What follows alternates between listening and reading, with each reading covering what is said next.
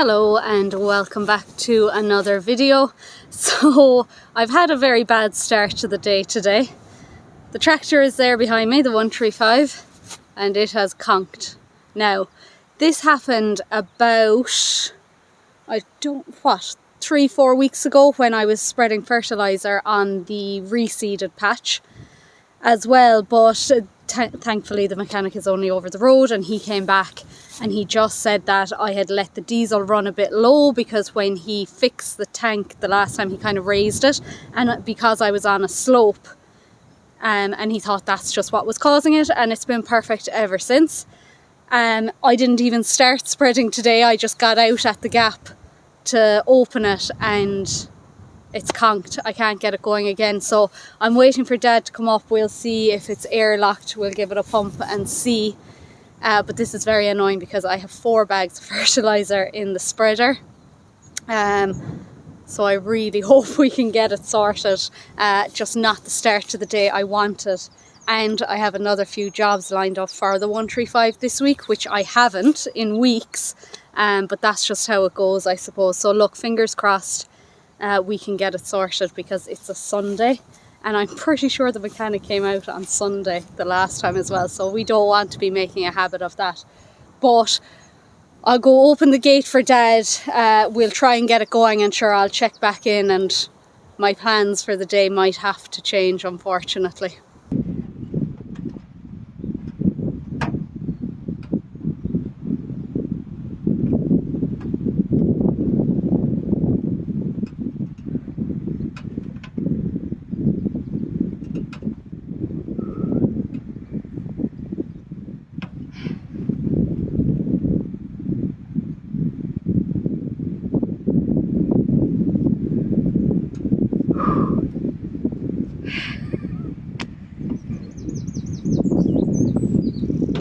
So you'll see here Dad will start to pump it to release the air bubbles until basically the diesel starts dripping out.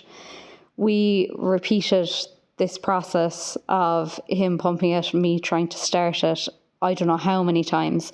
Eventually then I did both. I pumped it and turned the key while Dad kept an eye on the air bubbles, but like it was just repeating the process over and over again until we got it going. So my thumbs were fit to fall off after it because it's just so uncomfortable doing it, but yeah, hard work. Well, now that just turned a 30-minute job into a 2-hour job, so I'm not impressed. But look, we got the job done. It actually airlocked 4 times. Just, it would go so far and then it would stop. So yeah, painful enough now. And yeah, when I came down for more fertilizer, it went again. Thankfully I was using the GPS so that I knew where I had spread and where I hadn't, because it was just non-stop stopping. But look, it's down here now. I've taken off the spreader and it's going to have to go to the garage. To be honest, I think we'll probably tow it over because I can imagine I'll only get so far over the road and it'll stop, and I don't want to have to be tying it onto the gator then so far. But although we are having some issues with the gator at the moment as well, so you never know, the 390 might be pulling both of them over yet. But anyway, look, surely things can only get better from here. So I'm going to head down now. I need to set up the field the guys, the yearlings, are going to go into. I'll have to go down below then to take the battery electric fence from the ones below, move them up, bring the battery fence up and move everyone, and hopefully that goes smoothly, but we'll see after the start I've had. Now this is the field where the yearlings are coming into now. As you can see, it's a decent sized field, and people will remember it from last year, whoever was on this channel last year. The bottom is just pure marsh, so you can kind of see a big bush tree thing in the middle there. Everything around that is just pure marsh, so I just actually fence it off and don't bother with them going in there. But as you can see, there is lots of grass in here. A lot of it won't be the tastiest of grass because this gets fed maybe twice a year usually. We don't fertilise it or anything. It used to be my ponies field when she was alive, and now the neighbour's goat lives in here. So she's done a really good job of just keeping the briars down. This time last year there was briars pretty much meeting in the middle of this field. So she has fed a lot of those. There was some small rushes as well, and to be honest, I think she might have killed off the rushes, which is mad. I don't see them now when the cattle come in and eat the grass. I might see more. Oh yeah, there's a couple of bits there, but there was an awful lot of rushes up here. She doesn't go down to the marsh. She's well looked after, this goat, so she wouldn't be down there in that dodgy spot at all. But she's done a really good job up here, I must say. And the best thing about her is she doesn't eat the grass. She's not interested in them.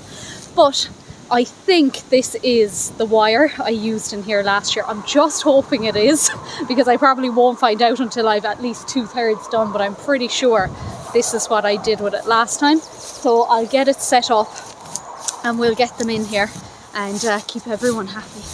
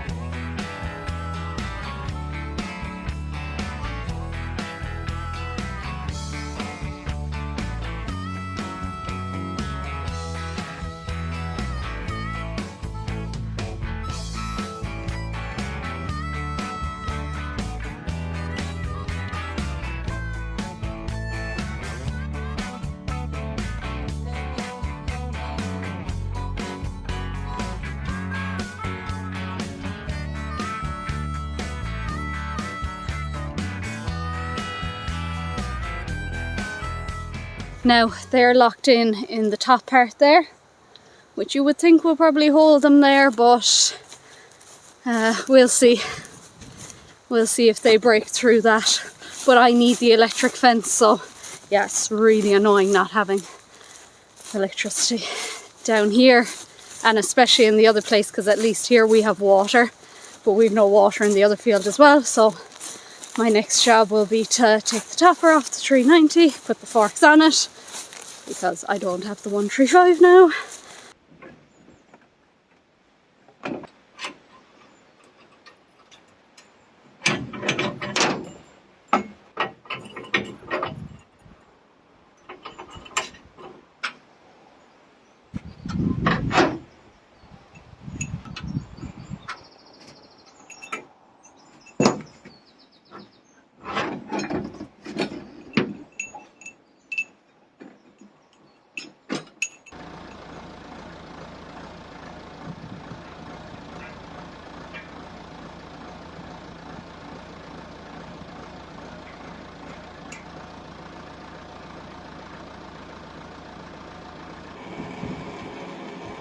This is the worst part, waiting for the water to fill.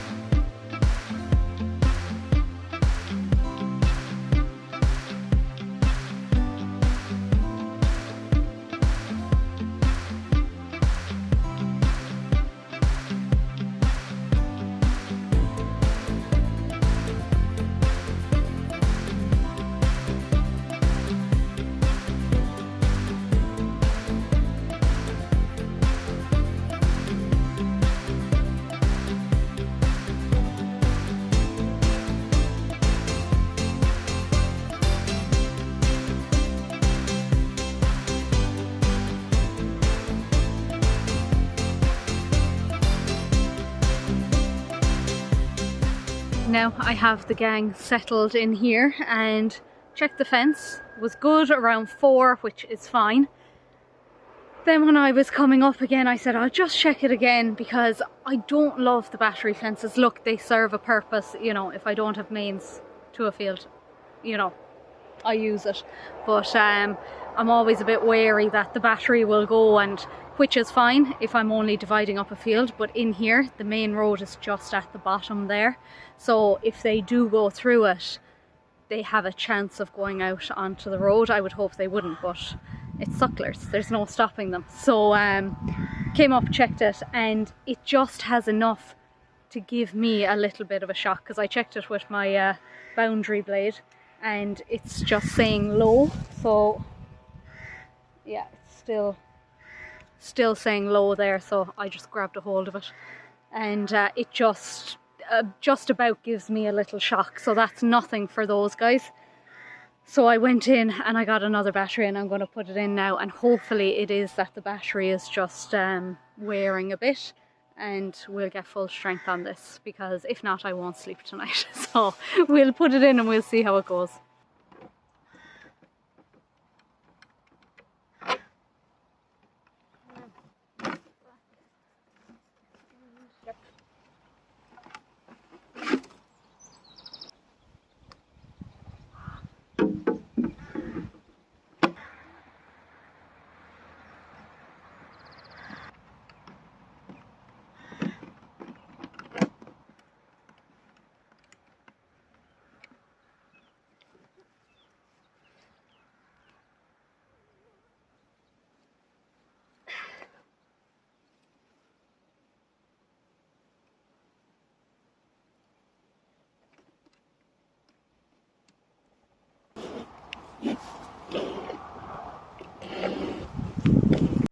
Now I'm back out early again this morning because Misty, the white Simmental heifer, came bulling yesterday evening, so we're going to bring them all up here now and get her sorted out.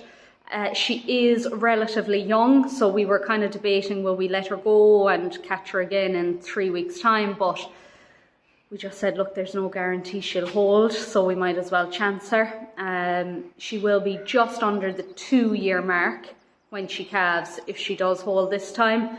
We usually aim for about the 2-year mark, so she should be fine, and by the looks of her she's going to be a big girl anyway, and we'll feed her up well over the winter anyway, so there shouldn't be any issue for her really. So I've the gates open here behind me to get her into the pen. It's just myself and Dad today, which is a bit awkward.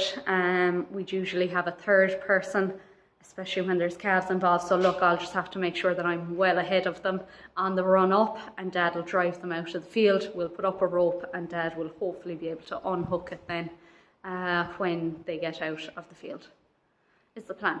So look, I'll let you know what we give her and how it all goes once we have them up and everything sorted. When I tell you this could not have gone worse, you wouldn't believe it. So because it's only the two of us, Michelle went through the rope, went down the road. Thankfully the farmer had the gate closed, so they couldn't go any further. I got them back. Dad couldn't close the gate to this field. He just couldn't get at the flipping thing.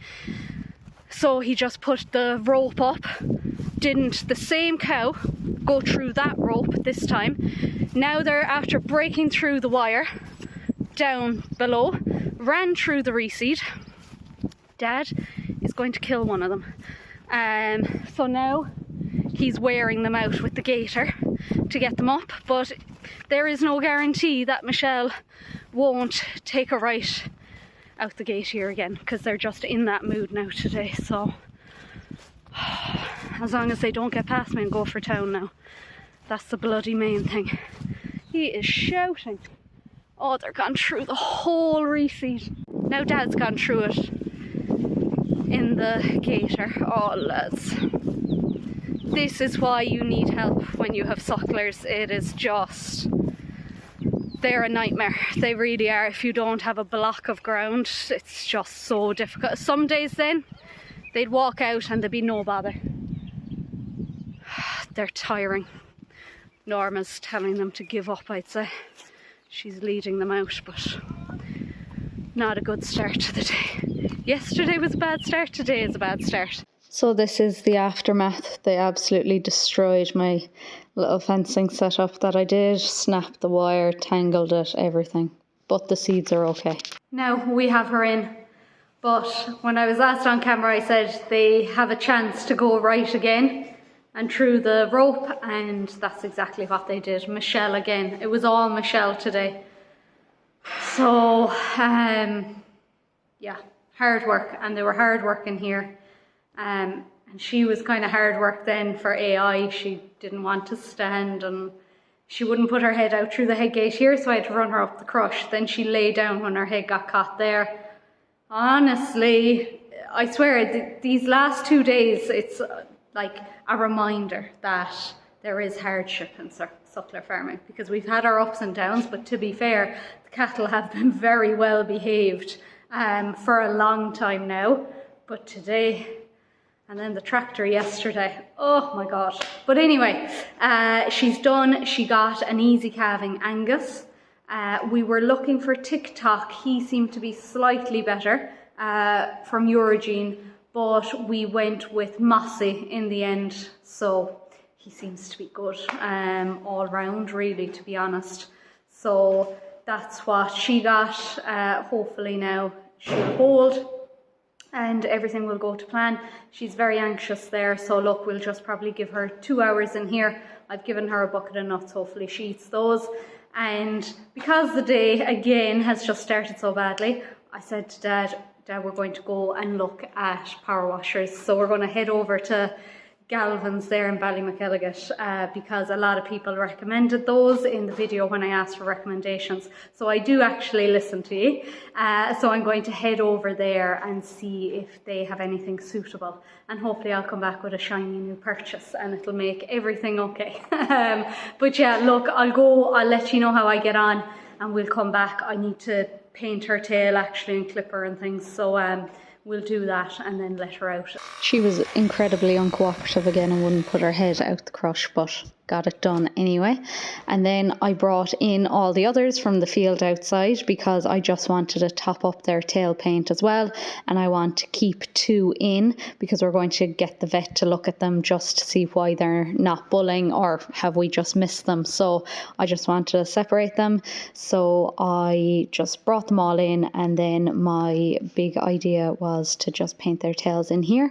Some were great, very cooperative, some were not. You can probably guess who wasn't. Norma, as always, but to be fair, I didn't even try and do her tail, so she went out the back. And then I just separated the 2 that I needed, and it was job done.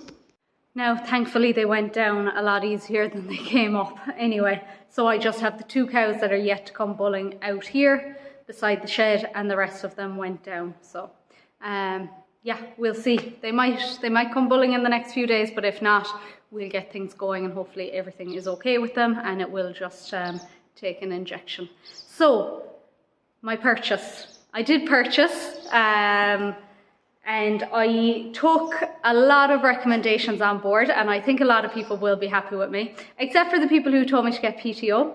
I didn't. I had it in my head that I wouldn't anyway.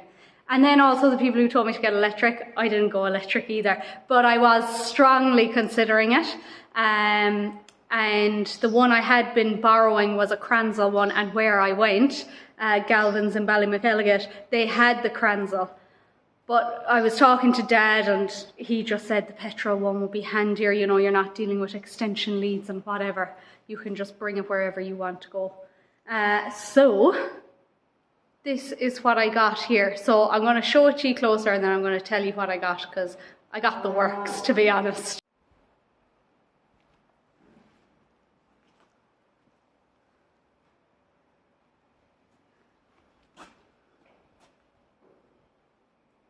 So I went for the Honda GX200. It's got the Hawk engine on it. I got a longer length with it. I got the turbo nozzle. I got an extra hose. I got the foamer. And I think that is pretty much everything people told me to get. And I said, people sounded like they knew what they were talking about, so I went with it. And in fairness to the lads inside in Galvin's in Ballymacalligot, They were so helpful. Just really, really good service. So if anybody is looking for anything, these guys know what they're talking about, and they've put this together for me. Got a demo on how to use it and everything. So as long as I can remember now when it comes to me using it, I'll be flying it. But to be fair, it does seem very straightforward.